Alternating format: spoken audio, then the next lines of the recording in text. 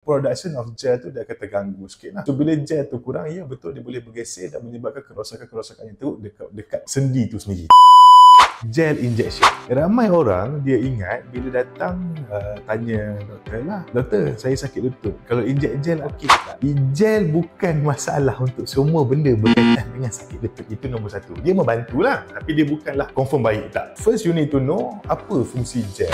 Gel dia untuk mengurangkan geseran dan facilitate dia punya joint punya movement. Okay? So bila mana kita semakin berusia ataupun ada kerosakan pada you punya lutut ke, production of gel tu dia akan terganggu sikit lah. So bila gel tu kurang, ya betul dia boleh bergeser dan menyebabkan kerosakan-kerosakan itu dekat sendi tu sendiri. Tak kisahlah lutut ke, pinggul ke, mana-mana tempat sendi kita dia ada je dia punya gel. So kalau dari segi sakit lutut, macam mana gel membantu?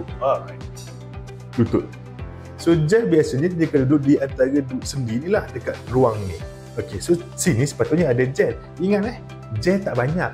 Gel dalam 3 ke 5 cc sahaja. Lebih kurang satu sudu besar lebih sikit lah. 3 ke 5 cc sahaja jumlah gel dalam lutut kita. So bila gel tu ada, dia akan membantu pergerakan lutut lagi licin dan juga dia boleh membantu mengurangkan impact tu. Tapi pengurangan impact bukan dekat gel 100%. Dia ada lagi benda lain yang membantu mengurangkan impact tu.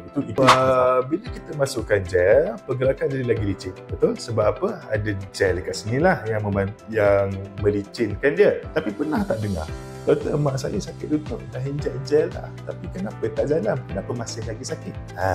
Dia ada beberapa faktor lain yang main peranan. Nombor satu, stage kerosakan lutut tu teruk mana. Kalau teruk sangat, lutut terlalu hancur lah bahasa mudah kita, gel pun tak mampu nak membantu. Sebab again, gel tak banyak. Itu yang unik, another treatment juga di samping dengan gel. Treatment apa? Bergantung pada doktor anda lah ya. Seterusnya, kepekatan gel tu sendiri.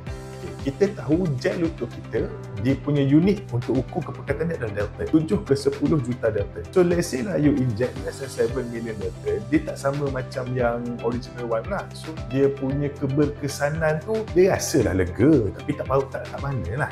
So lagi bagus ambil yang 7 to 10 million punya range. So adakah kalau saya ambil yang lagi tinggi Dalton dia, lagi bagus? Tak juga. Sebab apart daripada kepekatan Dalton tu, dia ada kita panggil sebagai extrusion force, iaitu force yang dikenakan daripada gel terhadap isi-isi sekeliling. Biasanya lagi pekat gel tu, lagi tinggi extrusion force. Lagi pekat gel tu, sakit lah sikit lutut tu. Sebab apa nak tampung gel tu. Tapi dia ada je high Dalton molecular weight gel lutut tu, tinggi Dalton, tetapi molecular extrusion force dia rendah. Ada je, tapi kena cari. So bila you nak inject gel, make sure you understand very well regarding the gel that you nak masuk. Kalau tak cocok, tak sampai 2-3 minggu sakit lagi.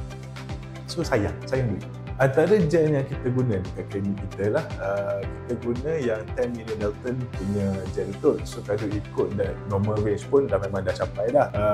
Dan alhamdulillah so far dah bertahun kita guna, sungguh untuk semua lah. Of course, dia bukan untuk semua. Dia datang dengan grade 4 yang very very bad, kemungkinan besar tak menjadi tu ada juga. Tapi biasanya kita akan beritahu sama ada gel ni berfungsi ataupun tidak dengan anda. Bukannya kita akan letak main cocok je, tak. Sebab kejam lah kalau main cocok je tapi kejam. Kalau anda ada sebarang pertanyaan berkenaan dengan masalah kesihatan ataupun nak kami terangkan dengan seringkas yang mungkin, boleh hubungi kami di Klinik Tua. Terima kasih.